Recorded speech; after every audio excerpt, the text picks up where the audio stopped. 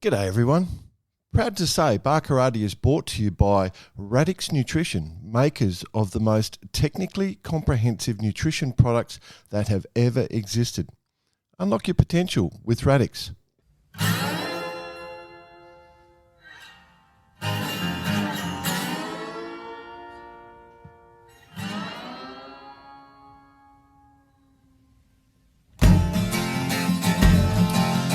G'day listeners, welcome to Barkarati, the sailing podcast. My name's Jordan Spencer and it's that time of the week where we get to hang out with some really cool sailors. But of course, I have to share the mic with my two idiot mates. So first off, let's bring in Mr. Brett Perry. Greetings, exalted one. BP.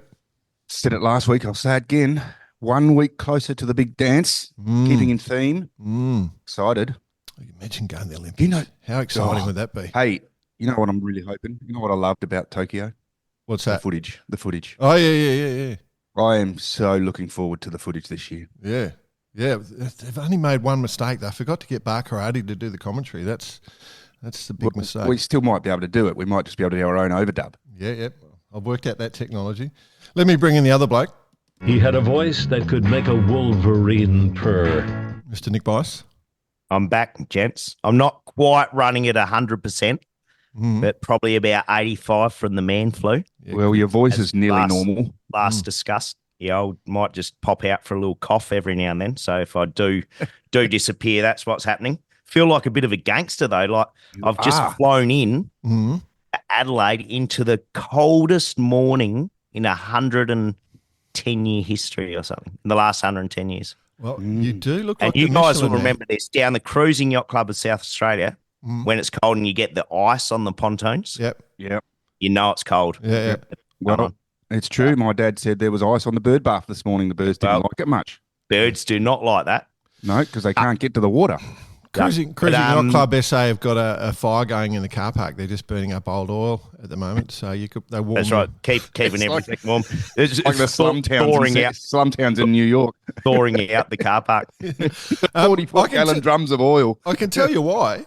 I don't know if you guys have checked your weather maps this morning, but there's a gigantic high sitting over Australia, like all of Australia, and it's the highest air pressure, so the highest hectopascals ever recorded. And so the consequence of that is really cold air down south and lots of rain up where I am. So, yeah. Yeah. Listen up, kids. Hey, got one for you, though, BP. Oh, go. Yeah, I think Jill's been your mother. My mother. Yeah, I think she sent me a Facebook request to be my friend. I think she's been hacked. You know, the funny thing is she sent me one too. Oh, she's definitely been hacked for sure. But just lastly, boys, Dry July's gone pretty well so far. Yeah, I mean, not for me. I just say other people are doing a great job at it. Yeah, I'm a perennial supporter of it. Oh, the test. I reckon you should put everything, all those different charity things that go for a month into the same month. Movember. Oh, you get them all done in one hit. All those sorts of things. And you could just Pride Month. Pretty much just shut down the whole of society for a month and do all the stupid shit. Yeah. But the test will be this weekend, of course, for Dry July. Yeah, nah. Again, it's not as I'm doing it. When was the first? The first was Sunday, wasn't it? Yeah. Yeah, failed Sunday. Yeah. I'm still good. Anyway, all good. Yep. Well, looking forward to it. What's coming up? It's like you say, BP, we're at the business end of the season. Oh, but one comment I was actually are on, as we can see. Maybe we can ask our guest, but I did see a bit of correspondence this morning about the Olympics, about the opening ceremony, about coming down on the Seine, doing the tour down the river, with basically 80% of the boats that are doing it. No toilets on board. Oh, buckets. French buckets. Oh, she'll be a bit of a dirty river by the time it gets down to the bottom. Yeah, exactly. So anyway, let's not talk about that. Keep an eye on that. Carry on. It's comments like that make you grateful you're not an open water swimmer is all I'll say. Our next guest. Jordan, the open water swimmer. I used to call open water swimming as part of my commentary career. And alongside submarine racing. It's exactly like that. I mean, 10-kilometre swims and you can only see elbows. It took a real skill. You can only say so much, right? No, you can talk. There's plenty you can talk about, but it's just recognising the athletes. Got nothing to do with swimming. Yeah, but I was going to say most of us would struggle.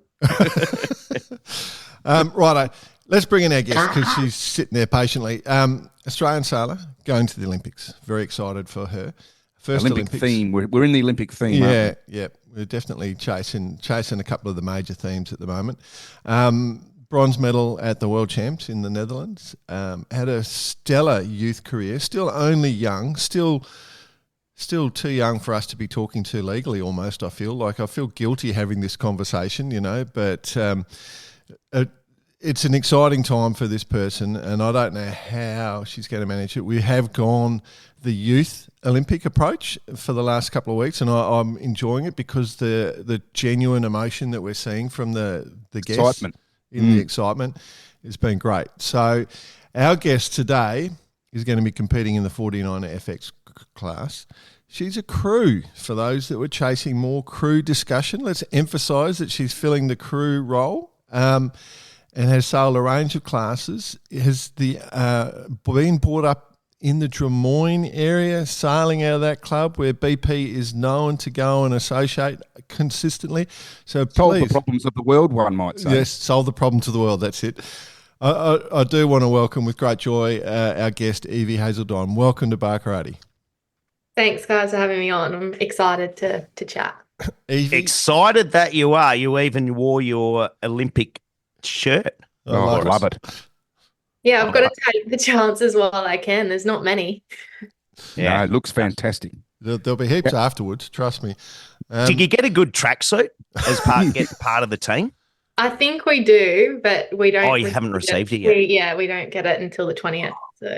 So And that's prior to flying out? Or no, so we're there. So all the other athletes get their cases and everything when they arrive to the village in Paris, and so it's similar for us when we arrive to our Marseille village, which is a hotel. We get them. So, I'd only do the Olympics if I got my tracksuit before you flew. So you could fly in your flying tracksuit. That's only so you could take it down the seamstress and get the Velcro cut in the sides. That's right. Ready for hot time. No, it's for going through the airport. Like, do you go on a special flight, or you're all just randomly turning up?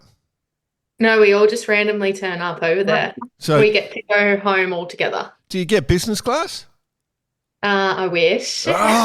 See, that's why you need the tracksuit. Yeah, exactly. Yeah. Well, actually, that's why they didn't give it to him, right? Yeah, it doesn't always work. The shirt doesn't always work. The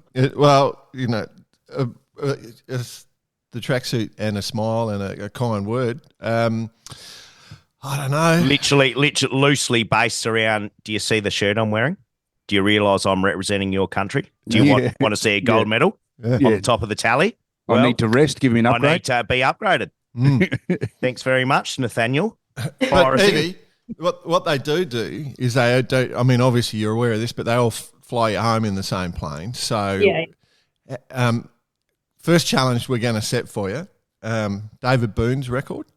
Are you familiar with David Boone's record? No. No? Okay. Well, this is a bit rough. No, we won't put that to you then. If you don't even know who David Boone is, we won't talk about that. The great Australian cricketer, an elite athlete of many talents. But I'll let you find that one out yourself. Okay. Okay. Yeah. Let's just say he probably couldn't walk very straight when he arrived, Evie. I see. Probably not advised on the way. Anyway.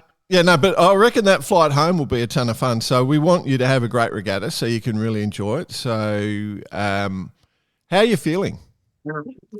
I'm pretty excited now. I think we've just come back from our last camp in Marseille, and at the start of that camp we did a Australian sailing team camp for those that are going to the games, and that was good to sort of talk about what it's going to be like. And I mean, Olivia and I did the test event last year, so that was a taster of, it's basically the dress rehearsal for the games. So we had the experience of being in Marseille and doing the competition at the Olympic Marina. But I think with the whole team there, it sort of settled some of the nerves that kind of come up pre-Olympics. Not saying that they're not going to be there when we do start the games, but I think it's just built the excitement is what I'm trying to say. So, pretty excited now. We had Greta Pilkington on last week. I don't know if you know her personally, but she's obviously the New Zealand ILCA representative in the same situation as you, 21, first games in, not say in awe, but quite sort of kind of spinning out about standing next to her heroes. Is that sort of how you feel? You get over there and there's all these champions, whether it male or female, that are walking in the boatyard and, oh, there's so-and-so or there's so-and-so, because, you're the younger generation of the group. Yeah. No, I definitely know what she's saying and how she feels, because that was me, I'd say, more in my first season on the world circuit. Just like arriving to Palma, it's first World Cup of the season in 2022. And so you're saying you're settled, is what you're saying? Yeah, settled. But the same thing, like seeing Martine and being like, oh, to my coach, who's that? And he's like, that's Martine. And I'm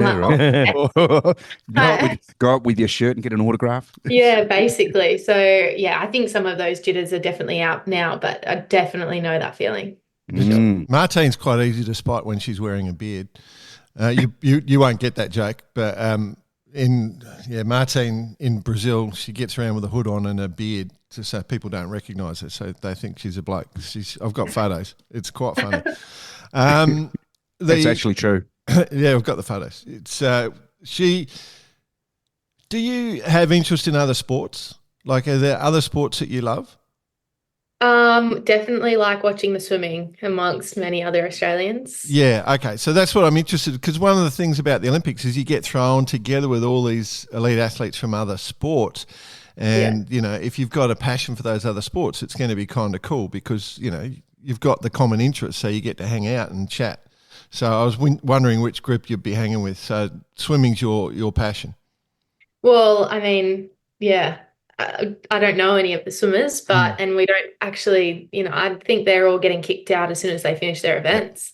So we're quite lucky that I think we're going to be able to stay in Marseille, and then we're all going up to the closing together. So that'll be nice, but hope to go and see some other sports maybe if we get the opportunity. Does that mean your first week in the competition? Yeah, we're first. So right, so you get the last week to just run amok.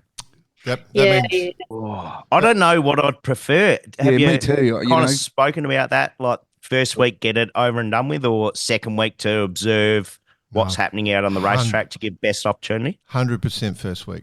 100% first week. I agree. Yeah.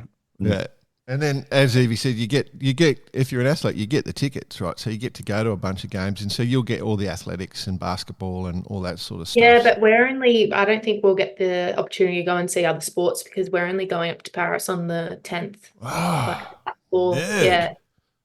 Well, to be honest, I'm not that disappointed because the village doesn't have air conditioning, and we're staying in a hotel with air conditioning. So I'll take one. There you go. Yeah. How's your French? Not great. I know how to order a coffee. That's about it. Cafe au lait, oui, oui. Oui, oui. Hey, Evie, just stepping back a couple, to the camp that you had with the rest of the sailing team. Is that when it kind of first came real to you that you are part of the Australian Olympic team? Or was it a bit of a build-up? Because I know when were you finally named? Like, it was only months ago, wasn't it? It wasn't like as part of the team. So how's that roller coaster been? Yeah. So it was like start of March when we were announced, end of Feb.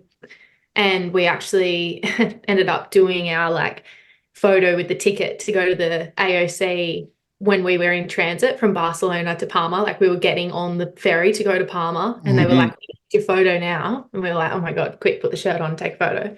So that wasn't very, I guess everyone was kind of disappointed that they didn't get to do a thing for us. But I think you're right. It did sink in a fair bit at the team camp. And especially now, that we're in Marseille around this time, everyone's there training. So it's like all the countries are there training. It's like, this is what it's going to be like. The bay's full of all the classes, and it's quite cool. I actually really like Marseille as a venue because it is just a wide open bay.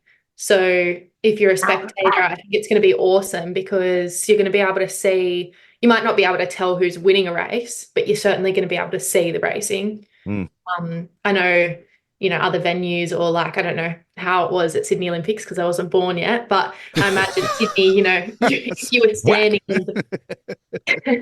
if you were standing on, at Vaucluse, you wouldn't have been able to see something happening near the bridge. Whereas like in Marseille, it's all right in front of you. It's really cool. I just realised why you don't need the trackie now to get the good flight, because you can use your giant boarding pass. That giant boarding pass when you go to check in. It's like one of those novelty checks. Walk up to the desk here, Nathaniel. I'm ready to roll. Because they're so big, they're worth more, right? You don't know. What about the conditions in Marseille? What are you expecting? I think a mixed bag. Definitely, definitely in the 2 weeks, I'm assuming there's going to be a Mistral at some point. Yeah. So some big breeze, but other than that, at that time of year, it's quite light. So we've been very, very light. Yeah. Yeah, we've been really nailing trying to get obviously technique and boat handling in all conditions. We're back home at the moment, so we're going to try and find some Sydney southerlies and get out in some waves and wind to do a mock Mistral. But other than that, it's slight breeze too. So. Yeah, where do you think your strengths and weaknesses lie in that? We are tuned, mate. I was just about to ask that. Olivia and I love double trapping conditions. So you mentioned the Hague. That was pretty much the Hague double trapping most of the time. So we were definitely in our element there. So, as you can imagine, we've been really doing a lot of light wind practice and certainly have found huge improvements that, we're not going to be that much a lot of moving around on your behalf in the light conditions. It's it's harder to sail in light conditions on a 49er FX or 49er, isn't it? Or any dinghy for that matter, because you've got to be so nimble. Takes a and lot. You're a tall girl, so. Yeah. It takes a lot of coordination between the crew and the skipper for sure. There's got to be a little bit of mind reading in terms of how much load Olivia's feeling in the rudder, especially in a European venue or place like Marseille. You're getting sea state from all areas because you've got the island and you're getting back swell and all the rest of it. So, she feels a lot in the rudder, and then I have to be able to hold as much power as I can in the main so that we're using the best of what we've got in the rig. But I think we've really learnt to enjoy it, actually, as Olivia never liked light breeze, and our coach has sort of been like, get used to it, girls, because this is what it's going to be. And I think we're kind of ready for all conditions now. Has Jordan might have a few tips. Has he ever told you about he's a bit of a light air expert? And heavy air? Well, no, just light air is his domain. But maybe after the show, he can talk you through a few things. Couple of little secrets. Probably hear them now. Probably win gold from that. I'll stay back for some tips. Well, guaranteed gold. Supercoach. Guaranteed gold. Yep. Supercoach. Jordan, the Supercoach. It's a big challenge, racing at Olympic level. Like all the psychological elements. You've raced worlds, you've done. Youth worlds, you've put all this pressure on yourselves. Obviously, an interesting one is you're sailing with Olivia Price, who was in the battle in 2012 for the gold medal. Remember, in the match racing, and they had that classic, just overforced it, pushed it. It was, watching it live, I was just going, no, don't do that, and then boom, and they went for the silver, which is fantastic achievement. But have you talked about things like that making decisions under pressure?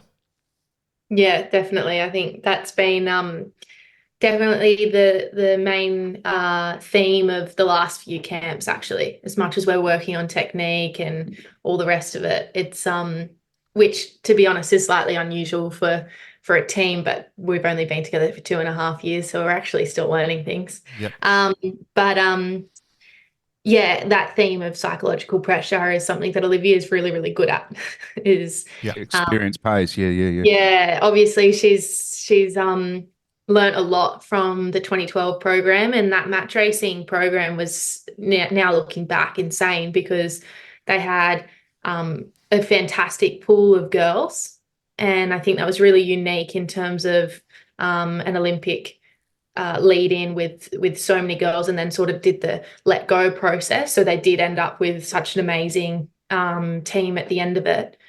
But yeah, we speak a lot about that sort of, you know, Olivia and her coach at the time, Ewan, developed this sort of system, they call it, where it's a bit of like a logical frame of thinking for on the boat. And for girls, that's really useful because it's kind of makes a distinction between what's logical and what's emotional.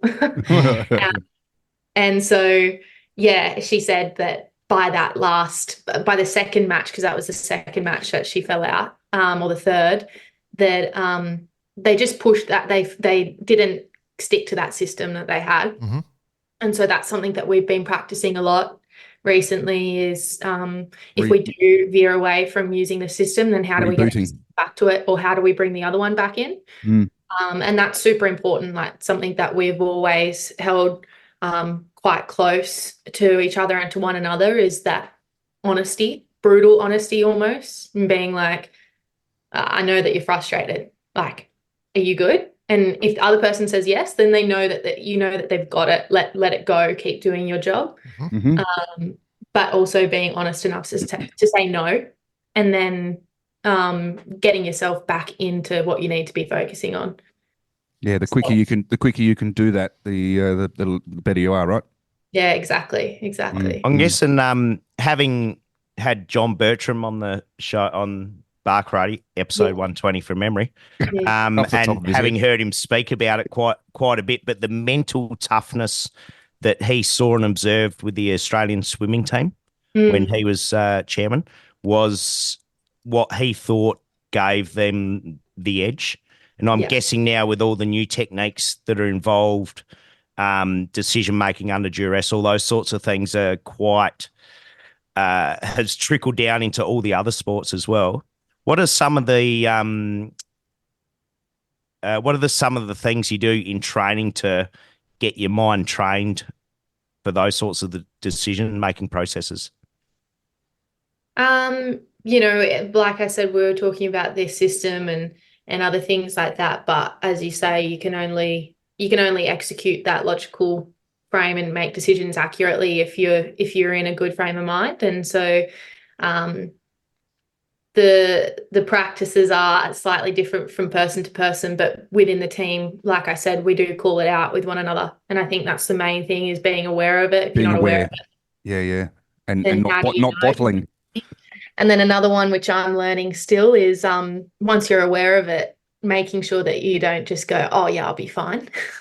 Be like, oh, I'll just think about what I actually need to think about. I'm going to be fine, and just keep going. Is I think one that came up a bit for me in my tendencies, that you just get on with it, whereas you need to actually acknowledge it, feel it, and then keep going. Which is a really good point, because, you know, years ago it was considered not tough, you know, to be like that. It's sailing or any elite sport has changed now. We see it in AFL, Australian rules. We see it in rugby. We see it where there's so much more support internally. Do you work a lot, obviously, on the physical side of it, but the mental side of it? Do you do exercises for that? You know, meditation or group focus, and because it's been proven now, it's a huge thing, isn't it? Yeah. I think the meditation is definitely a good thing. I was a part. Yeah, a lot happened in COVID for me, actually, in lockdown. And one of the things was I joined this group that this guy did on Zoom. And he had like people from all different professions. So it was any age, and you could join this Tuesday night meditation group. And I joined, and I was like, this is stupid. Like, I was almost laughing in the first session, because it is kind of funny the first time. And the good thing about it, though, yeah, the meditation was great and great to learn how to do it. But the other thing was, you know, I had financial advisors, and you had people in the arts, and you know, all broad these spectrum. Broad spectrum of people that were telling sort of about how they were getting through their days too. And that was kind of my first insight into it, but it was also really useful to speak about bigger picture sort of things. But day to day, you know, for us at the moment in our routine, the routine in itself is a really important part, because if you're using too much energy, you're leaving yourself with limited mental capacity to make decisions on the water. So I mean by that, making sure that if we are a race in the afternoon, that we're not going out and expending loads of energy in the morning, because as much mental or physical. Yeah, exactly. Mental or physical. So there's a lot of that, there's a lot that goes into what we're going to do from hour to hour on a race day. Stay as And stable and as practicing flat and as relaxed as possible, and then Yeah, and then hit exactly. it hard. Yeah. Yeah, and not getting inside your head too early, or as much as you possibly can, and then switching on when you need to switch on. And that's something Olivia's actually really good at, and she's been obviously instrumental in guiding me with more than just this, but especially this stuff, in doing that switching on and off. And I think for any sailor, like, that when you're postponed, you'll go and chat to people, or you've got time on your hands. Yep. And then when you get out sailing, you're like, oh gosh, like I can't pick the ley line, or I haven't done any pre-start homework or anything, because you're kind of mentally drained already. So it's figuring out how to combat that too. Mm-hmm. Going to be waiting in Marseille, like yeah, you're going to to be wind for some mornings for sure. Mm. I've bounced around with Liv a bit, and she is an impressive human being. She's very process driven, and she's very prepared. Like I'm always impressed by what she can achieve when I spend time with her. I'm interested about boat speed. So when I was a little fella, I was talking to Chris Tillett, who went to the Olympics in the 470 and 84, and trying to understand how to be a good tactician. And he said, if you want to be a good tactician, you need to be fast. You got to have your boat speed, and that gives you the right to do whatever you want, or the ability to do whatever you want on the course. How's your boat speed? Yeah, we definitely are confident in our boat speed when we're double trapping. I'll just leave it at that. So we need very happy with it. So yeah, I think could you, like I said, sorry. If it's really light, Evie, and you're really good with double trapping, in really light stuff, could one of you go out one side and one out the other, and then you are double trapping and you're good? True. We haven't thought of that, actually. We should try that. Comments from the super coach. Well, I got to say, I did it on the 14 with one David Snowd. He said, "Go out to leeward and hang out." I went, "Okay," so I went out full wire and it worked, but it's a bit unorthodox. Yeah, to say the least. To say the least, exactly right. Go on. So no, like I said, we have been working quite a fair bit on that boat speed in under double trapping conditions, and it's been really cool to figure that out with Olivia, especially. Like, I don't know if everyone listening knows our story, but I was going to bring it up. We actually have quite an interesting bond in the fact that our dads have been friends for ages. And I was going to say, Evie, that it would be a crime for me to not mention, obviously, Dave and Kate and the efforts they've put in, and also Pricey and Christiane, how much efforts they've put into all of the kids. I mean, it's pretty impressive, and you have basically grown up together. Yeah, exactly. So Olivia knew me from when I was born, and I watched her go and do amazing things at the Olympics, and came home and told Dad, that's what I want to do, Dad. I want to go to the Olympics like Olivia Price. And so like I mentioned, COVID was a bit of a thinking time for me, and Dad said to me when I was really keen on going to the games, he said, you should go and talk to Olivia.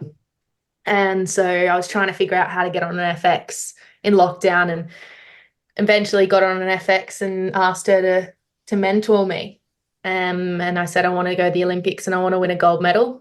And she said, okay, I'll have to see you sailing. I'll have to come sailing with you and see what you like on the boat. And so we went sailing one day, and that was it. We kind of got off the water and had that. We both knew, but we didn't say anything to each other, that worked really, really well. Nice. That we were communicating and we were in It's sync. the Drummoyne, it's the Palace thing. It's just, it's the Drummoyne bond, yeah. If I was on the boat, it would have been the same. It was just, there's just no question.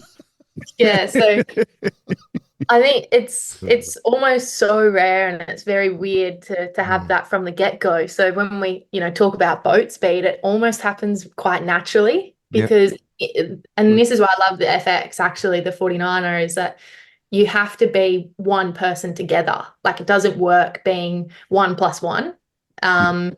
You both need to be in tune with the other person to coordinate what you're doing with the other one. And I mean, a lot of boats do that. When you get that feeling with your crew, you're like, wow, this is amazing. I think that's honestly the best bit. I love that the most about sailing, that feeling. And so, yeah, talking about the boat speed, it's like, that's exactly how we get it, because we're working together, and it almost happens quite naturally with Olivia and I. It's cool. It's a good story, you know, like that relationship, because I think it was 16 skiffs your dads were sailing together. Is that right? Yeah, that's right. That's right. They're the old fishing boats. So they went out and caught a load of fish and came home. Yeah. Bit different in those days. A couple of beers at the end of the day and a pie. Still the same now, I suppose, for the club sailors. But I mean, let's talk about it. You obviously grew up at Drummoyne Sailing Club, and Sabos was the thing in the old days. And I remember meeting you when you were probably about 14, when your dad was really supporting you with the NACRA 15s, and he was really putting a big effort in. I mean, he must be so proud now. I mean, I speak to him nearly every day, but I know he's proud. How do you feel about it? Yeah, Achieving it. I still have to remind myself sometimes that not that long ago, like seriously 3 years ago, I was looking at a little piece of paper on the front of my bedroom door that had pictures of the Australian sailing team on it. That was my goal, that was sort of the vision board. And now here I am going to the Olympics. And so, Dad obviously couldn't be prouder, and I still talk to him obviously regularly about it all, and he's very impressed. But we do laugh a little when we look back at photos of going to the Sabo Nationals. And but I remember the NACRA. It was pristine. And he had all the bits on it. And he would always come to me, oh, look at this is new, and I've got this going, and it was always cool to see the boat in the park. Did you put a semi-rigid wing on it, BP? I wanted to. We talked about it. Evie, did you have a choice to become a sailor? Like, did you just, like, how old were you when you first were put on a boat? Did you make a conscious decision to go sailing, or what? I don't know if I was walking the first time I went on a boat, but learned to sail at Drummoyne. Actually had Shu and John Anderson teach me, and some of the older Cherub guys. But I think I was 6 or 7 in the Sabo when I did the Learn to Sail program, and it was 6 weeks or 7 weeks, and I think I capsized every single week. I finished the program, and I said to Dad, I don't want to do it. I don't like it.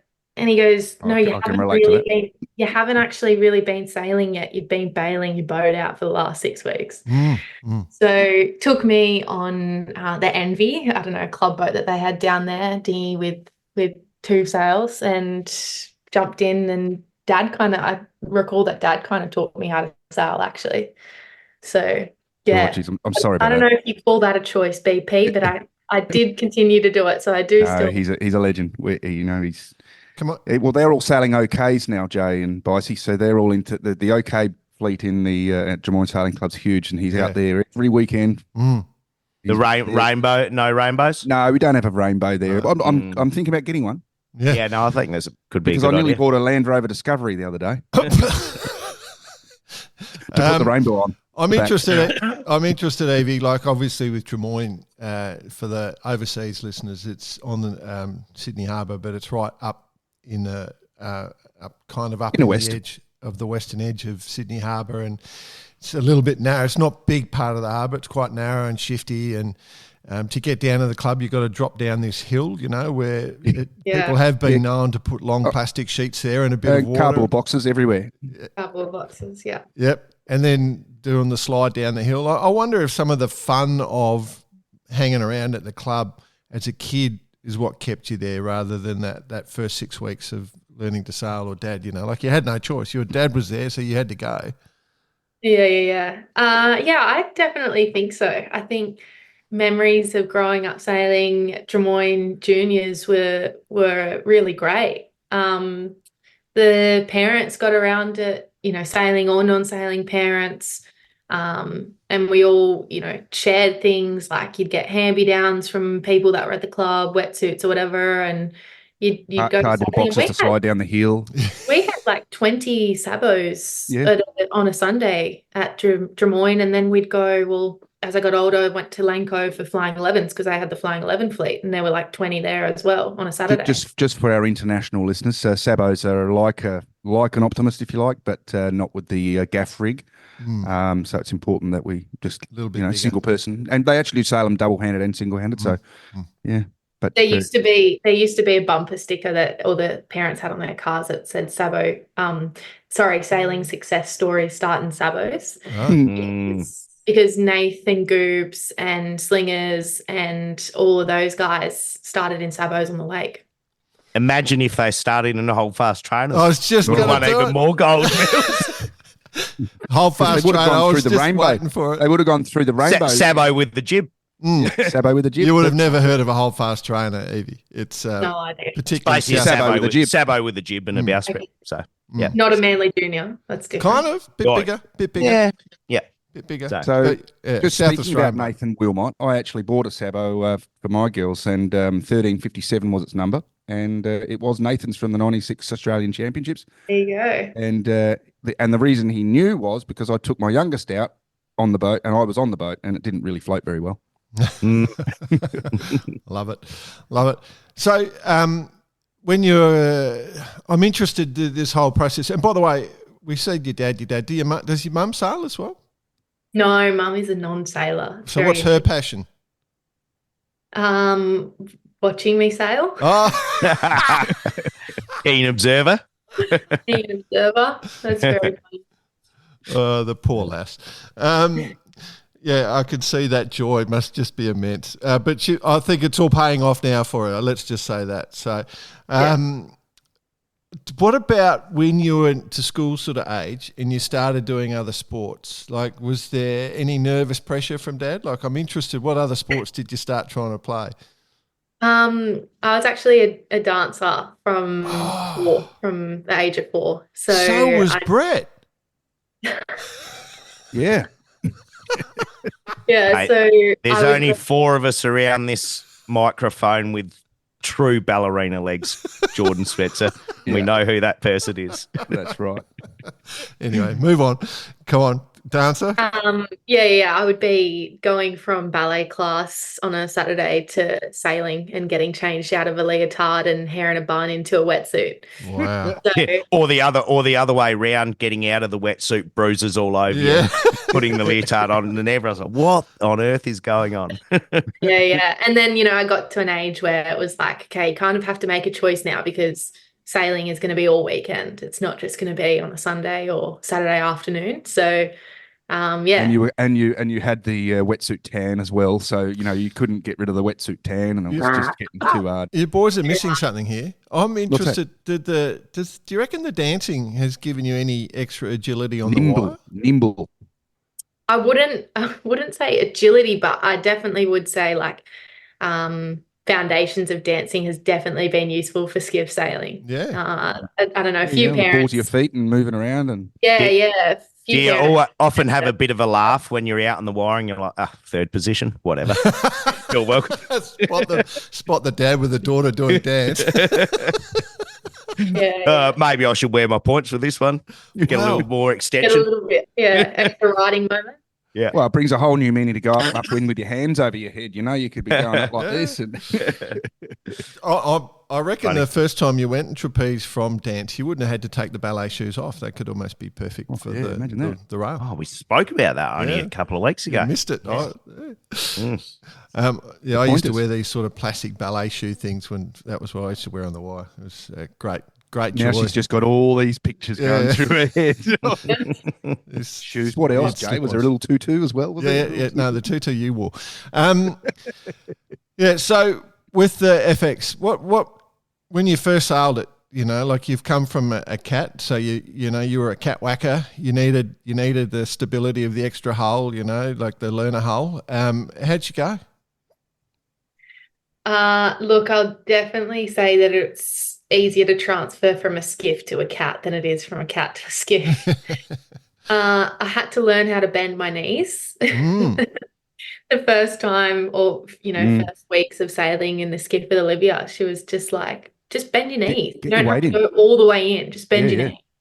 So, yeah, that was a tricky one, and did a lot of work on the agility. Actually, it's funny that you mentioned the agility because there was lots of jumping and hops and things like that in the gym to get the agility back, because you kind of lose that reaction time, like the faster reaction time and the nuances of the reaction that you need in the skiff. Yep. I think in the NACRA it was sort of just like you get away with you Not moving. still need to feel the boat, obviously, when it's up on the foils, because I did the NACRA 17. I was actually in the NACRA 17 before the FX. So, but there's less of that angler heel issue. Like, you don't have any angler heel issues, really. No. Just being a fan of the catamarans, and for the listeners, Jordan's comments aren't all our comments here. And it is 2024, so it is the year of the catamaran. What do you prefer, 49er or the NACRA? I actually do prefer the FX. Like I said before, that part of sailing where you really need to be in sync with the other person, I think exposes you way more in the skiff than it does in a multi-hull. And the NACRA, definitely, I still felt that, in the youth class, sailing with someone for a long time, you got it towards the end and it was still a cool feeling. But in the skiff, if you don't have it every day that you go on the water, you'll get way more exposed. Sure. Yeah. Makes sense. Yeah, it's I'm interested, when we watch 49er sailing, even the very best skippers have been known to take a step off the back and disappear. How many times has Liv done that to you, and do you train for that or not? I've definitely done it more times than Liv has. Right. Just learning, just running through the boat and absolutely just missing the hook. Yep. But Liv has done it a few times. I can assure you, though, we've definitely practiced the speed of getting back to her, dropping the kite and going back around. So no, The funniest is seeing how far the bungee stretches before it goes twing. If it gets windy on a 49er, and you get a bit of sea state, they do have that ability, like to throw the nose down, and like that boat handling element with the 49er at the Olympic level. Everyone's at that very, very top level. Have you got any secrets where you think you can be better than anyone? Do you reckon? You don't have to tell us what the secrets are. Whether you've got some ideas. I think our strength definitely is that working together ability. Even in the hardest of moments, and we showed it in The Hague, that we wore the bibs every single day of that regatta, which is a bit unusual. Whatever colour it was, we did have a bib on every day, and throughout the week, that was a bit of a long week because we had rest days, which is not going to be like the games. Well, we might actually, because if there's a day with no wind, then we'll go for a bit longer than expected. But the ability for Olivia and I to work together is definitely rare, and in breeze especially, I think it's super important to be able to know how the other one's feeling, because if someone's a bit shaky on board, then that's right, it's easy to just lose control of the boat and bin it in a jibe or bin it in a bear away or whatever. But Olivia's pretty sturdy on the back in breeze. She's actually loves it, and I don't think I've ever sailed with someone that I have the amount of trust that I have in her. Faith is the key here, isn't it? Yeah. Faith is huge. And so she's often will be like, no worries, I've got you. And then sometimes it happens the other way around, where she's like, oh, I am going really fast here, or whatever it is, down a wave. And I'm like, no worries, I've got you. I'm confident that I'm going to be able to pull us up out of this wave with the kite or whatever it is. So I think, it's that honesty with one another and making sure you get it before it develops into something that can be potentially a capsize or. Well, Evie, sorry, Jordan, we're within 3 weeks now of the dance. What's the process looking like? Are you and Liv together now, or do you chat on a daily basis? How much sailing are you going to do? When are you going to see your equipment? How's all that pan out? Or when do you see your new boat? All that sort of thing. Yeah. So we are a class that we bring our own boats to the games. I think it's only the Ilkas and the IQs that are supplied equipment. Every other class, it's BYO, and we got our new boat in what do I want to say? May, start of May, end of April. And so, we've had a lot of time to be able to look over that, get the 25 days on the hull. We have already selected the mast and sails that we're going to use. We did a camp with the other Australian girls in May testing kites. And so selected the kites and the jib. And so, the last few months has been doing camps in Marseille. We decided that we'd miss the Euros so that we had more time in Marseille. And so we've just come home actually a few days ago from that last 2-3 week block there, doing practice regattas and training with other teams, which has been obviously really useful, but also scoping out the geography and the tendencies of the weather in Marseille at sort of this time of year. And then now that we're home, we had the rest of this week off. We arrived on Tuesday and it's now Friday. So we've had a few days off and we'll be back on the water on Monday in Sydney. We'll do next week in Sydney, and then we fly out that following Monday for the games. We get there, like I said, we do the move-in on the 20th of July, and then we start on the 28th, I believe. So in between then we have some training time, but also like measurement will happen, and then games time. So not long don't forget your trap, but your favourite trap belt. Oh yeah, that'd be a disaster. Oh yeah. What happens? Like when we watch the Olympics, they've all got the flags on the spinnakers. I was just about to ask that too, Jay. Yeah. And so if you've selected your cop, how does that? What happens in that situation? You got to paint it on, or do they do it, or what happens? No, so you get it from the factory with the kite, with the flag. Sorry. Oh, okay. Yeah. So and basically, it's a process where some countries like Australia have heaps of parts of the kite that need to be put together to make the Union Jack and the stars, whereas like the French just have 3 colours. So they put patches. There's the same amount of patches on every kite, no matter the country. So on some of the other kites, they just have like random triangles in the middle of the kite because it has to be the same amount of stitching. That's a really interesting point. Yeah. So they find the heaviest kite or the one with the most cuts in it, and then they do the same to all of them. Exactly. Yeah. Wow. Or the Chinese wouldn't like that. No. Wow. Just go from a plain red with a few little yellow stars and stuff. A moon and a star. Yeah. I love it.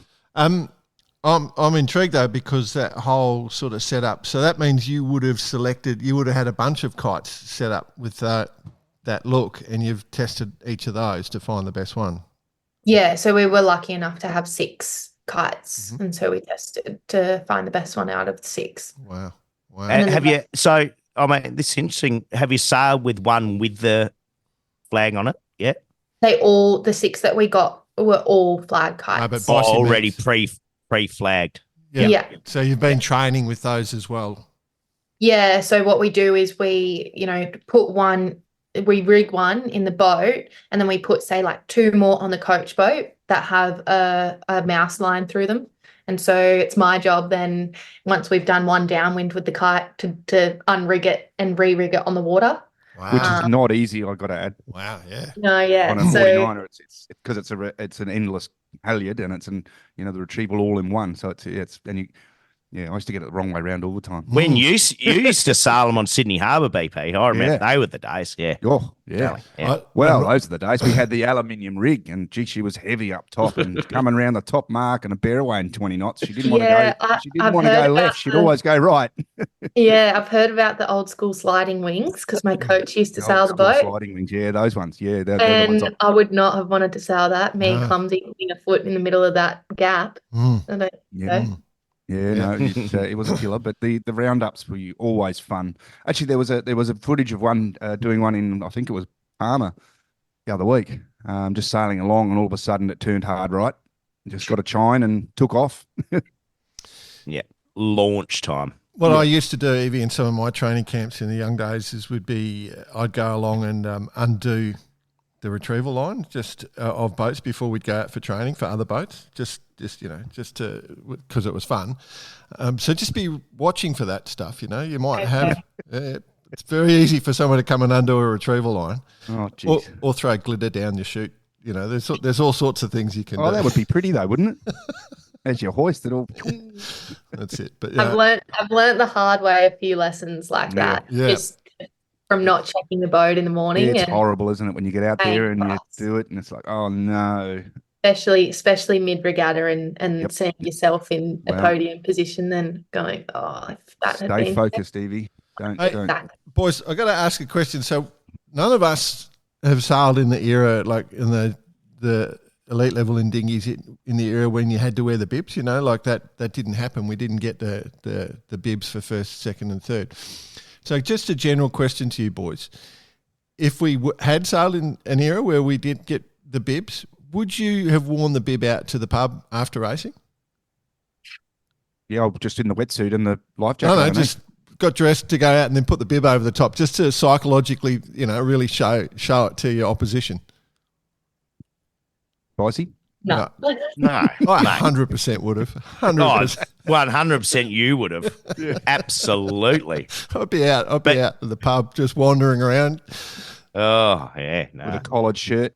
I could have answered that question for all of us.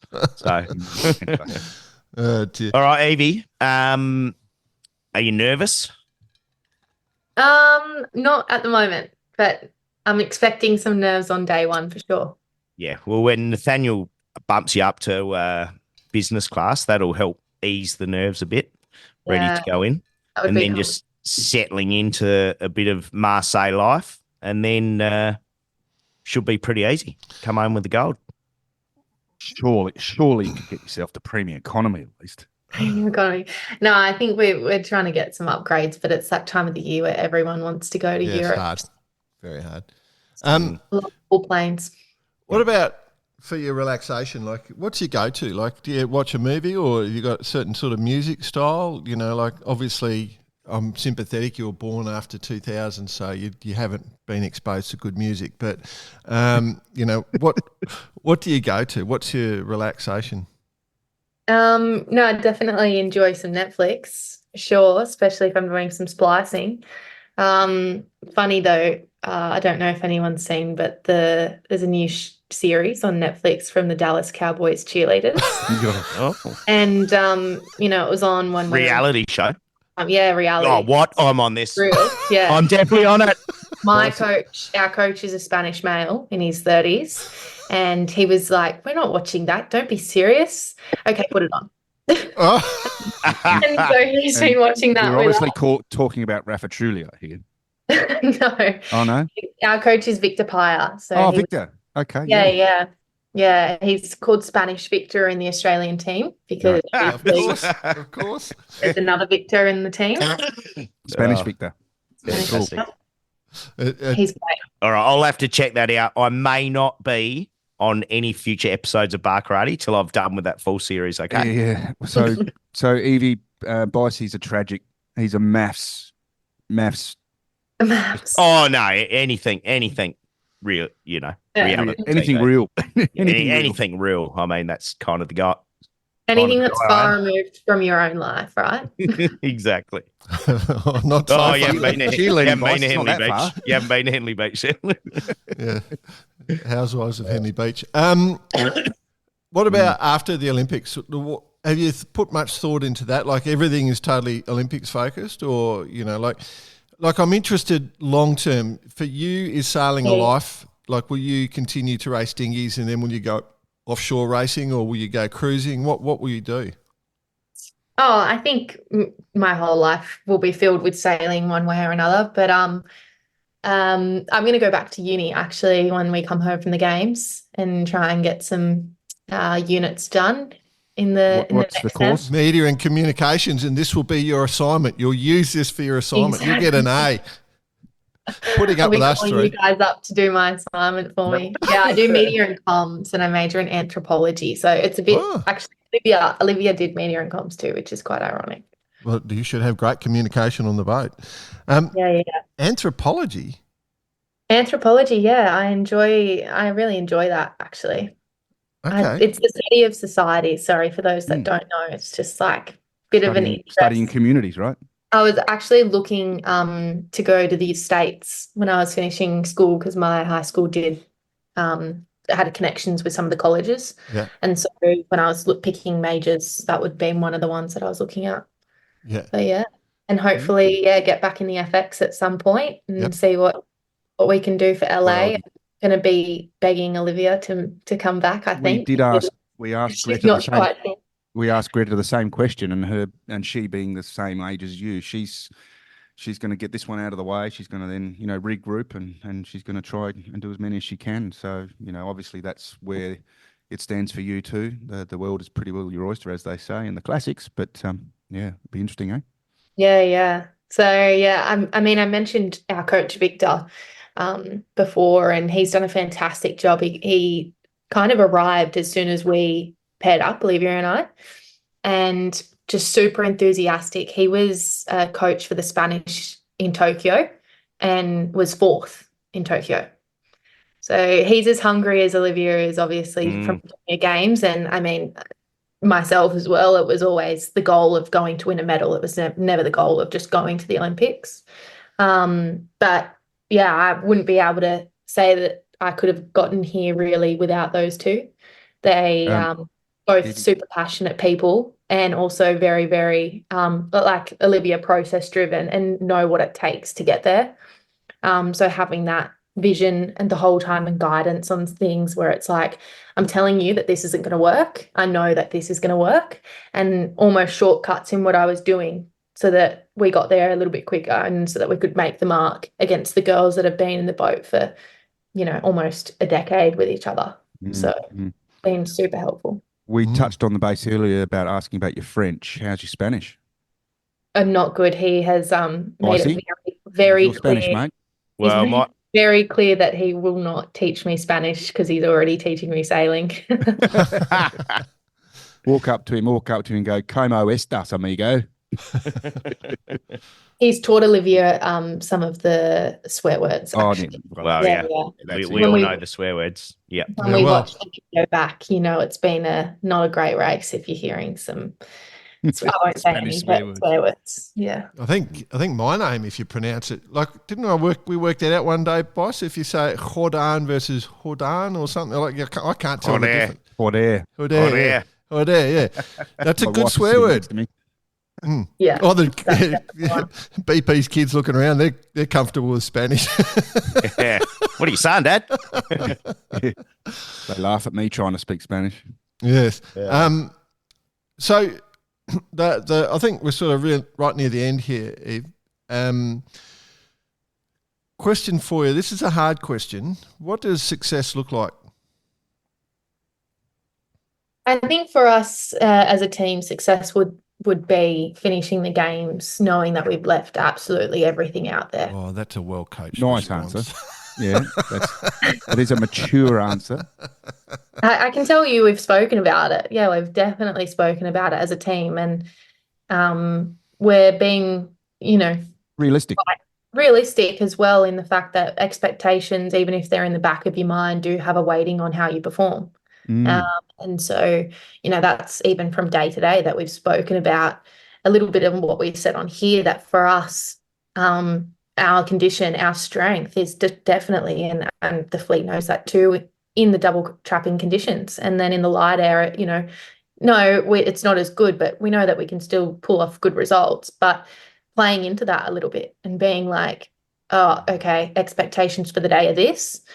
And keeping the points as low as we possibly can. But everyone knows that in sailing, you don't have to finish a regatta all with ones on the board to win. You just need to have the lowest points. So, Q in, Jordan. Q in. Q, Jordan. Oh, Jordan really? Spencer, comments from the super coach. Here we go. Open the floor. No. I've done enough. No, 100%. Whoever's, Okay, well, I'll do it for you. Right. Jordan's exactly the same. He'd love to see fourths, thirds, seconds, fourths, thirds. Doesn't care about a first. Yeah, you just don't. Yeah. You don't need high numbers. Consistency. I mean, everyone loves to win, right? Yeah, but you take extra we are also in a sport where realistically it's just about the lowest number of points. And I think, right. Werney did a great job in showing the world that last time around, in that he had 2 very high scores, which he has now tattooed on him, to remind him that it's how you bounce back from those scores. It's not about winning those races. And so he did end up with a gold medal at the end of the Olympic Games, but was his first 2 scores 1-1? No.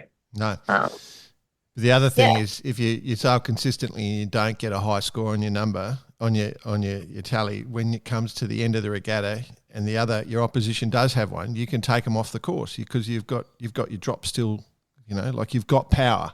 So Yeah. I love watching TB's medal race in 2016. That was absolutely amazing. And the stories behind that are pretty cool. What happened behind the scenes, with some of the Olympic team, and what should he have done, because he was in a position where he had a medal. He had a medal either way, but should he be conservative and keep a silver, or should he have gone and risked and gone for the gold, which he did? And it's sort of like, at the end of the day, who do you remember from a Games? You remember the gold medalist, really. Oh, that's so exciting. It was pretty cool. Jeez. The one thing, unfortunately, I've got to say is that the fleet in the 49 FX is phenomenal.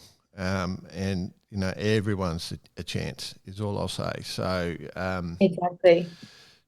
It's great watching. Love watching the Niners. So, we'll be watching. And, of course, doing all our coaching from the sidelines, making all sorts of stupid comments. But we'll be there with love. Is all I'm saying. Thanks, guys. Very absolutely. Excited for you. Excited. Evie, best of luck to you and the rest of the team. Thank you. You're going to do us proud for sure. Thanks, guys. Thanks for having me on. No worries. Remember now you've got the reverse curse, by the way. Oh, yeah. Oh, reverse curse. You'll ruin that tonight down the Palace for everyone, BP. No. It's all good. Thanks, Evie. Thanks, Evie. Guys.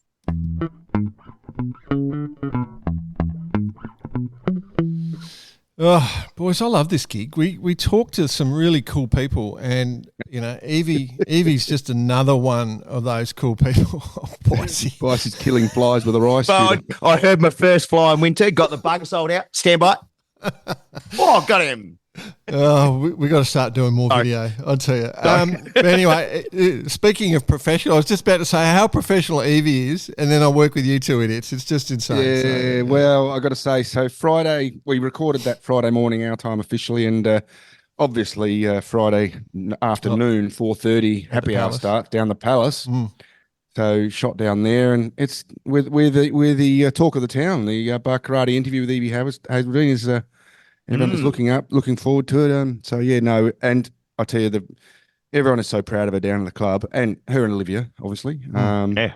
Well, wouldn't you be? So it's exciting. It's exciting to have club representatives. So anyway, that's where we stand.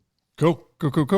All right. Well, best of luck to her at the Olympics and everyone competing at the Olympics. The unfortunate situation for us is that we know lots of the competitors, and so we can't sort of be biased. I suspect. Well, that's true, but you know what I mean. Yeah, I was just going to say, BP. I reckon you'll be the most biased. Might be a little bit biased. Yeah.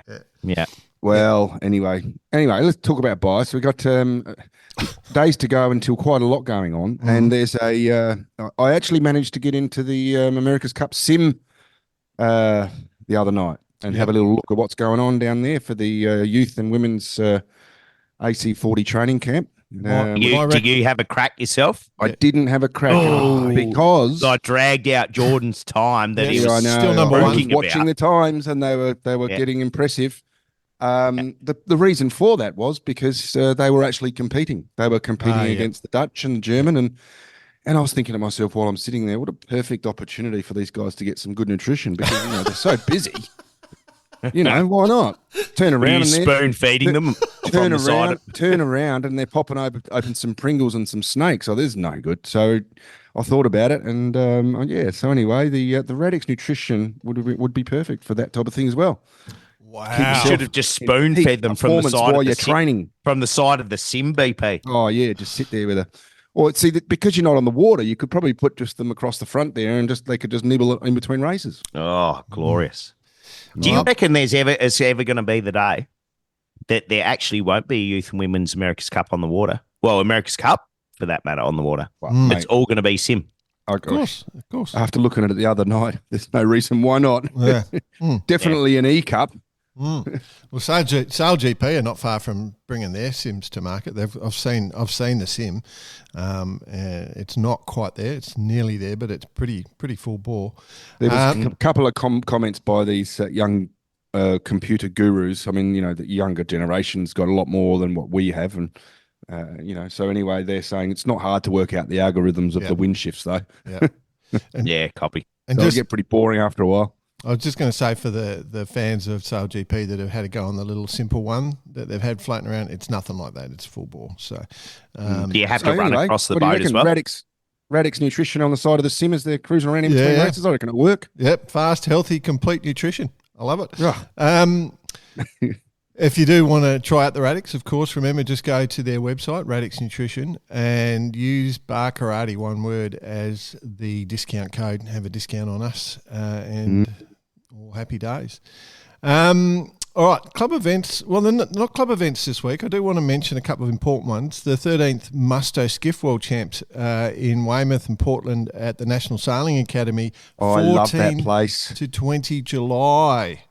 Oh, I love that place. That'll be a good one. Good hard boat to sail, the old Mustos. They're a tippy little thing. But yeah, so that's, and they don't mind a nosedive as well, you know. So I'm hoping he does mind a nosedive, mate. That's our logo. A nosedive. So we love a nosedive. Karate doesn't mind a nosedive. Have any of you blokes been to the Weymouth Portland National Sailing Academy? Yeah, it's a negatore, per favore. Oh, you got to get there. It's pretty superb. It's a pretty massively superb place. So would you call that a trickle down from the Olympics in 2012? 100%. Yeah, we love a trickle down. That's what Bar Karati's about, a good trickle down. Love a good trickle. Yeah. There's all these awful jokes just popped into my head. I'll leave them alone. The other one I do need to mention is, of course, the TP52 World Champs, which are in New York, at New York Yacht Club, in Newport, Rhode Island. 15 to 20 July coming up. So if you're doing the Mustos, you're not doing the TP50s, I can tell you, 52s, I can tell you. Hopefully the basking sharks have left by then. Well, they're busy. They're busy. They've spoken to the orcas. Word's gone out throughout the union. Yeah, it's time to move on. That's correct. Yep. They've spoken to the orcas, who've in turn contacted the sunfish. Yeah, their lawyers did lunch. They got back to them. Spoke to the secretaries. They're actually heading towards the Bay of Biscay for November. So they're ready for the start of the Vendée. Yeah, well, fair enough. Hey, I've got one. Can I add to this little club event? Are you finished with the club events? Yeah, no, go. Well, I was just reading, as you do, and the under-21 ILCA World Championships are on at the moment in Portugal. Correct. Yep, that's correct. And I was sort of interested to have a look at that because so close to the Olympics, it's always interesting to see what else is going on. And so they're cracking away there. Pretty cool conditions. I mean, I love Portugal. The Portuguese coast is a wonderful place to sail. But as of day 3, we've got some pretty cool things. Young Evie Saunders, Australian, leading the way in the ILCA Sixes. Yeah. So that's an interesting thing that you're pointing out there. I knew you were going to jump onto that because, you're a bit biased. But is it mandatory? Like for a few years there in women's triathlon, to be successful, you had to have the name Emma. Now, I'm seeing where you're going here. Yeah. So we've been talking to Evie in this episode, and then you've brought up another Evie. I'm just wondering, are we seeing a new trend? Is two enough to be a trend? Well, no, there's 3 because in second place in the ILCA 6 is Eve. Oh, Eve McMahon from Ireland. And it's that time within our generation that the Jacks are going to get up as well. Well, that's right. I mean, many years ago, I don't know if you know why I'm actually called BP. That's because there was a good solid 8 or 9 Bretts in South Australia alone. Oh, the Bretts. I did play on a basketball team once where there was 5 Steves. How'd you go? Steve-O, Stevie, Steve? B is. It was a bit confusing. And then there was Jordan. Yeah. Oh dear. Anyway, go. So all the Ilka stuff. So there's still stuff going on. That's the future. Yeah. So sorry, just to mention the gents, Anatole Sassi from Italy in the men's, the Ilka 7, Enrico Tanferna, Italy. So Italy, good showing. And old Theodore Middleton from Norway into third. Oh, there. Bravo. On your Ted. Theodore Middleton. All right, shall we move? We'll go on to the Listener of the Week. So right now we're supposed to be doing Listener of the Month, and there's the Hamilton all-weather jacket up for grabs. But we just had a quick debrief between the three of us, and we've decided to hold for a week because we lost a week because we couldn't broadcast this month. And the Hamilton... We want to leave Jody Shields in suspense for another week. Well, he ain't getting it. There's no point leaving him suspense. There's no way. You got my vote, Jade. Don't worry about it. You know it's going to be 2 against 1, though. So. Yeah, this is... hey, I'm neutral. I always stay out of these things. This is a dispute that you guys have started. Anyway, so we'll just give it one more week. One more week because it's a $300 value. We just want to. So it's from our friends at Vycobi. It's interesting because when you actually this week the Vycobi sent out a email. I don't know if you guys got it, but basically staff picks where they were just each of the staff were picking what they liked. And the Hamilton jacket was Bart, the designer. I don't know if you guys have met Bart. I've had a few beers with Bart. That's a good rhyme. And he should write songs. Yeah, never catch on.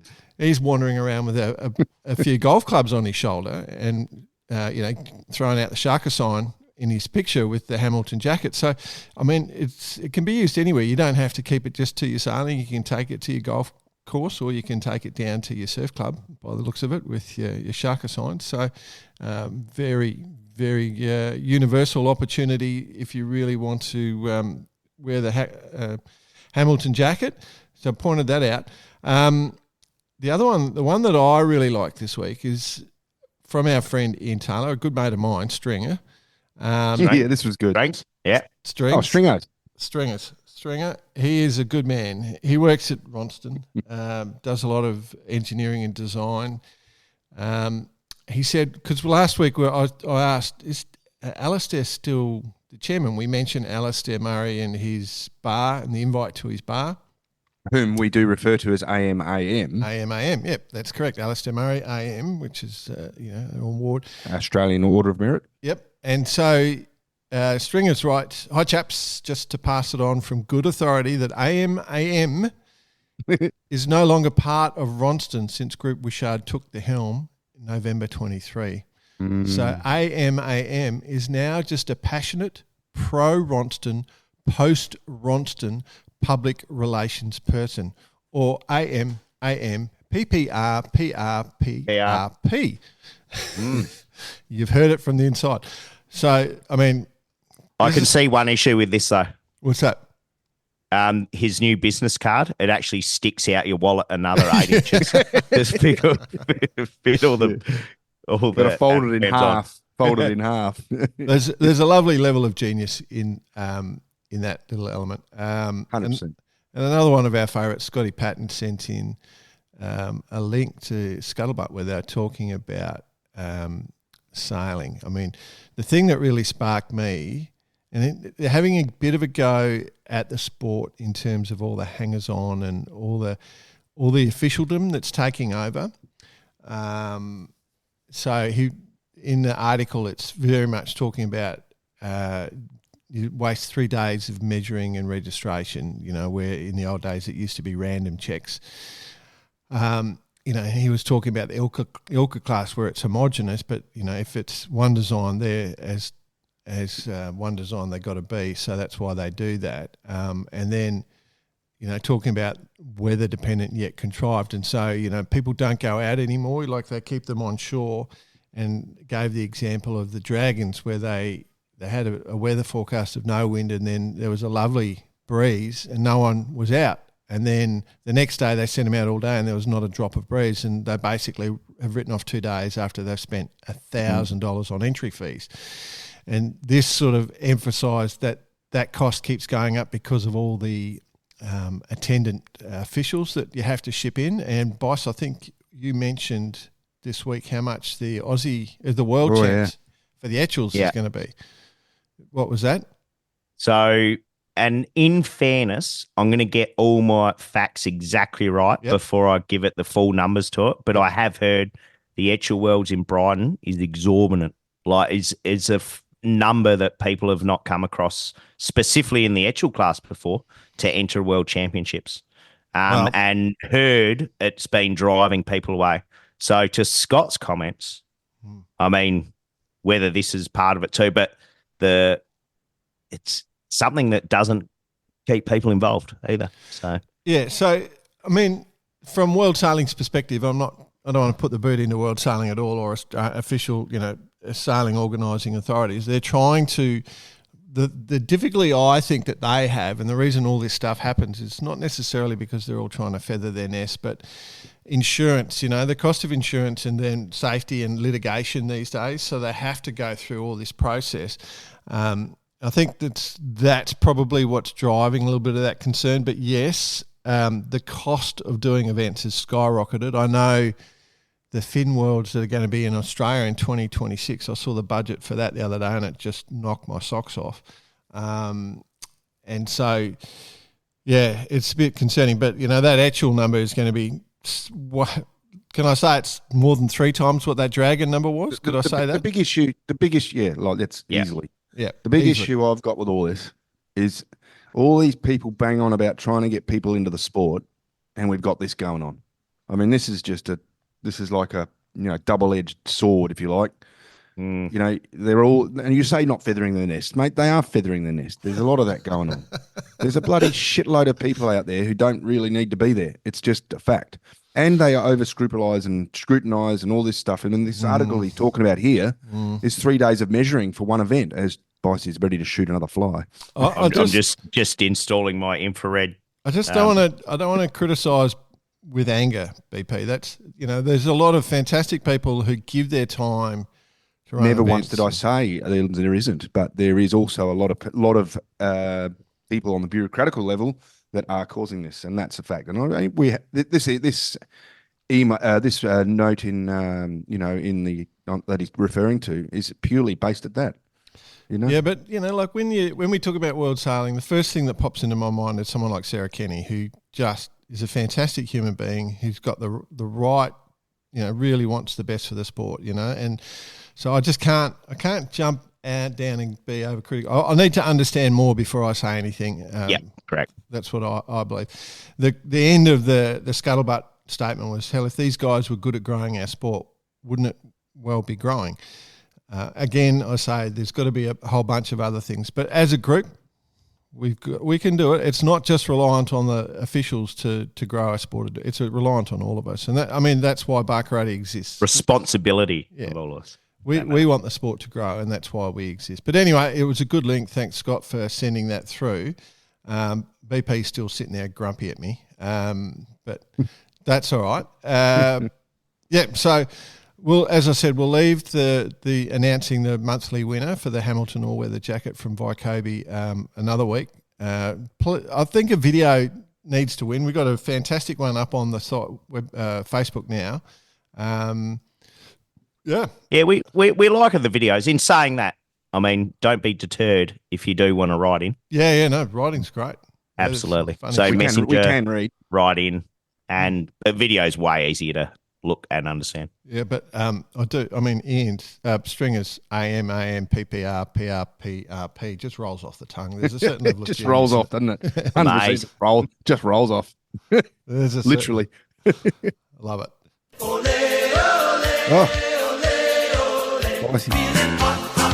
It's hot time with Bice. With your new Australian tracksuit pants.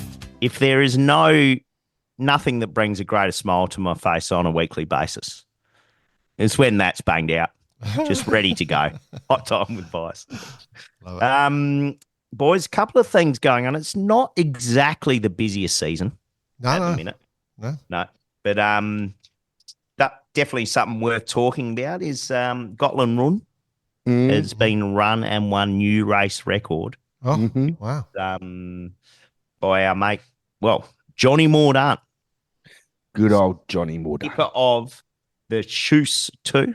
It's a Volvo 70. Oh, lovely. Took it out in 24 hours, the race. Wow. So they Ericsson 3, isn't it? Oh, that's I think it was Ericsson 3. It was Ericsson 4's Trifork. E3. E4's Trifork. No, this is Groupama. Groupama. Yeah. So apologies. Still a quick boat. Quite right. Second overline was Ran, Carkeek 52. Yep. So some pretty cool boats there. But you go through the list, a lot of boats on the start line, a lot of boats competed, and truly one of the great races that everyone needs to do at some point in time. Let's put our hand up. Will Bar Karate be willing to do it? Yes. Yes. Affirmative. Yes. Anybody That's wants a Bar triple. Karate? Yes. Hands up. I Okay, we're in. I actually want to do it. Do it. Well, because then we can hang around and do the bloody bashing cats onto all the islands. What's that one called again? The Archipelago Raid. Archipelago raid. The raid. You want to do the raid? Absolutely. Well, we're just going to have to send the whole show to that area. One of us work from there. We need to earn a couple of $1 million and just go sailing. The other way, we haven't spoken about the Super Yacht Cup yet, have we? No, not yet. No, because we had that week off. But believe me, now that's something you need to do. Okay. Cannons firing off, as we mentioned earlier. Constant on board. The flight of the Valkyries playing as we're going over the start line on the Mighty Maximus. But kind of ridiculous, but super cool. Oh, the white shorts and white shirts and. Congrats though to the winners, Maximus Division A, Surveyor in the J class, and Rose in Division B, and Rose took out the overall title. So there's a bit of an bit of a formula to work out who wins the overall cup, and Rose Wally 80 took it out. So well done to them. Good stuff. What else I got on my list here, boys? There's a bit going on. Bondi selections. Yeah, all the Bondi Globe. So as we know, 40 have been let in. Yep. Whereas previous races has been 30. So there's been, and I believe 46 could have been eligible. Some kind of fell out just by default, and some just missed out after all the qualifications, all in all. Phil Sharp, for example, he didn't meet the qualifications, so he missed out, had a boat that was eligible. Now putting all his energy into 28. And everything into what boat was he sailing again? The slab. The ocean slab. Ocean slab. Ocean slab. Yeah, no, that was a shame he missed out. But yeah, 40 boats is cool. So, but there's a few. Any surprises? Well, no, yeah. I mean, obviously, our Buckarati and James Herrera missed out, which was big blow for him, how hard he's worked. I sincerely hope that he keeps his head down and keeps focused, because the effort he put in was huge. Yeah. I mean, anyone who misses out, I mean, they're not there to miss out, are they? They're having a crack, and unfortunately, he didn't. Well, put it this way: the fact that he missed out, how's the caliber shows how of the boats that are going to be on the start line. Correct. That's going to be pretty cool. So that's something that we're looking forward to. Also, Clarice on L'Aquitaine has made it in, so she qualified. Yeah, correcto. So it's all happening there. And we're just going to see what happens here as they all sharpen up, ready for the Vendée. Cape 31 Nationals. Oh. I saw a bit. This is a good discussion. Yeah, mate, I know where you're going. Nick Bonner put a message out saying, can a non-national win the Nationals? And then I saw there was a bit of banter because, now correct me if I'm wrong, but an American won the UK Nationals. Yeah, Flying Jenny. Right? Wasn't Flying Jenny. So right? Can an American boat win the UK Nationals? Why not? Answer, please. Why not? If it's an open is the way I think you define it. So if it's an open event, then yes, you win that event as an open. But if it's just the UK Association, if it's just the national championships, then it's only from that nation that wins. So, I mean, for me, I don't care. Like whoever turns up, just want to beat. But We used to have the Australian Open in the 5-0 class and the Australian champ. So supposedly, Okay. they used to Two have winners. two winners. Yeah. So but yeah, I don't know. My opinion is if they make the effort to get there and be there, and they pay their dues and fees and stuff, why in a class like that? I mean, we're not talking about Olympic classes. You're not going for gold at the Olympics. You're sailing in a class. I don't see necessarily too much of an issue for it. Don't know. I don't know. I need to think about it more personally. I think about it. Did you see the protest? yeah. No, talk us through the protest, Last BP. race. Yeah, race. yeah, we So it saw would the have been, video. Chaotic and what was the other boat? Sorry, it was The actually one our good mate Rob Greenow. Wasn't it on Flying board. Are you talking the last race? Is that the one you're talking about where Yeah, they and both got wiped disqualified? out. Yes. Yeah. So that Flying one, yeah. Jenny and So it was, Rob Greenow and was on board one of them, and then Chaotic. bit of shenanigans, and then they both end up wiped out. There you go. That was funny. Well, Good it was an alter course downwind, Bicey, Yeah. in about 7 knots of breeze. So Yeah, and There they was were a couple- kind of trying to stop boats from jibing. well, and there was a couple of that pretend jibes, pretend Exactly. jibes, like the half old throws, fake, the old Yeah, fake jibes. Yeah. and then a little bowsprit clip. So Yeah. So Anyway, it was a fun way to fun, a little bit of God. fun watching. You know what, boys? I'd like What? to do the Cape 31s together as well, boys. All right, hands up. Mandatory. That's cool. What else you got, Well, we boys? could probably arrange that. We're into it, BP. I think we're going to start. We'll do a world tour. I think what we just have to do is pick one year where we all do a tour of the world I've got together. an idea. Yeah, well, I wonder if somebody will pay us just to do that. No, the idea is we pick a bunch of events that want the bar karate support, and we go and do live a events bunch of sailing regattas. Yeah, that's Yeah, a good cool. idea. Good idea. No, that's it. Okay. For me, boys. I do want to mention F18 Worlds. We wanted to do a bit of a chat about. Sorry, just heard a fly. We wanted to do. Going hunting with my bug assault. We did want to do a brief. We were going to do a show before the F18 Worlds to talk about the whole thing, but we had a technology issue. She's just staring at the bug. We had a technology issue where the guest couldn't join so we couldn't do it. But it's run and done now. So I think they had 13 races, and congratulations to the Spanish team from Girona, which is Pablo Volca and Federico Polimeni, beating out Brett Burville and Matt Pudman. There you go. There you go. So then Tony Well, Rivas, he's got Worrell hangover, isn't he? So we'll give him a mulligan on this one. Yeah, Tony Rivas, Master, and Jordi Sanchez into third place. So the Spanish team doing really well, just interrupted by a big nosy. And we'll go back. I think we'll touch back with Brett on the back of the Worrell and the F18s now it's done. When he gets home, we'll have a bit of a chat. And just because, I think a lot of people are interested in the Worrell. Yeah, on that, I was lucky enough to have the acquaintance of one Chris Way the other night for dinner, talking about the Worrell and the work they put into that. And there's some pretty excited boys and girls. Nice. So it was, it was a pretty well received result, that one. So will be worth chasing Brett up. The other one, quickly mentioned Sail GP final next weekend, $2 million bucks to the overall winner. So that'll be cool. Can we put a couple of suggestions? Who's gonna win?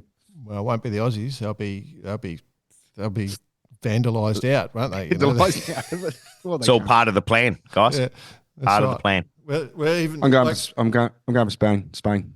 When they asked me to join, when I got asked to come to San Fran, normally we do tech-based stuff as well.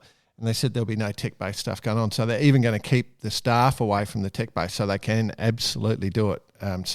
It's rigged. It's rigged. New Zealand are winning for sure. $1 billion on New Zealand. $1 billion. You're going to lose 800 million, 900 million, 998 million to bet against. That is a bar karate philosophy right there. There's a business plan. Whack that in our notes, Bicey.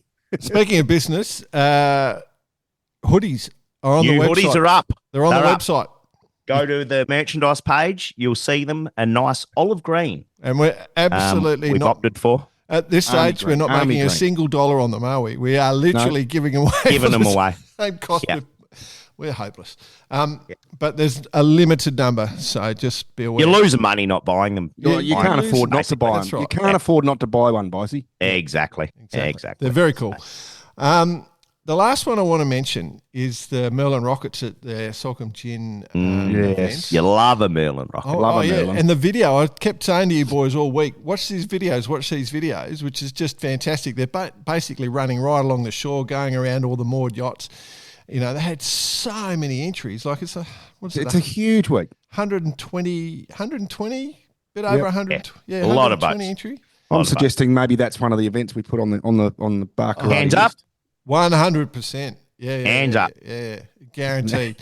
And the reason why we need was a video, the reason why we need to do this event, okay, BP, is because we will, without doubt, win it.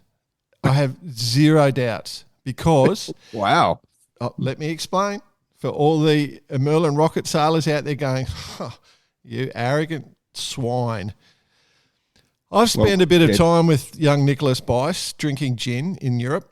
And we've, they do these great gin glasses, and we've had some times where we've just been working our rings off, and then at the end of the day, we've drunk a few. And Nick and I remember played a game of darts once after well and truly being embedded into taking these gins, and Nick threw a bullseye, right? And after, I don't know, 8 or so gigantic glasses of gin, and then the next throw, he threw the dart straight into the centre of that dart that was in the bullseye. So it was split the dart, top and tail. Bicey can execute. Salcombe Gin sponsors this event. Bicey can execute. Okay. What's for breakfast today, boys? A few balloons. Another bottle, and then we're out. Guaranteed win. But anyway, congratulations to Tom Gillett and Ollie Meadowcroft for their win in that one, in the Red Mistress. Then Blew My Mind, Christian Burrell and Sam Brewery. And then Quick Fix, Mike Calvert and Jane Calvert. Well, there you go. Yeah. There you go. Yeah. Nice work, boys. Bloody fantastic. And ladies and boys, rather. Week And done. girls and everyone else. We're done. Shut it down, Rach. All right. America's Cup chat next week, I think, is what we're going for. And, we have another great week. Wishing everyone, please just rush and try and get something in to try and get that Hamilton jacket, because I think this will be the last one. But, worth a little bit of effort. And Jody is seeing red, so make sure we get it redder. Good luck, Jodes. I know you got it in you, mate. Steam coming out of his ears. He's up there. He's banging the table. I've had a few messages throughout the week. All right. Thanks for listening, everyone. And remember, if you want to get some Radix Nutrition, just go to their website and use Barkarati as your discount code. Thanks for listening. Reach out to us at cheers@barkarati.com. Hey, boys. See you, lads.